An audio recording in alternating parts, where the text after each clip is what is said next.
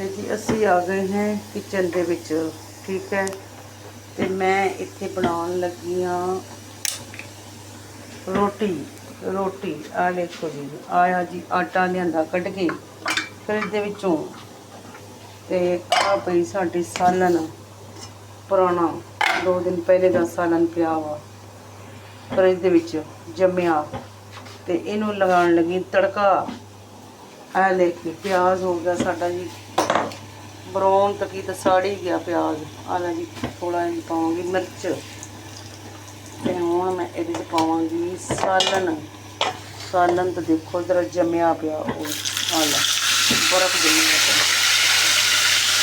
अगर मेरा तवा हो गया गर्म। फिर मैं पकाने लगी रोटी, पेड़े बना दिते, बनाने लगी पराठे।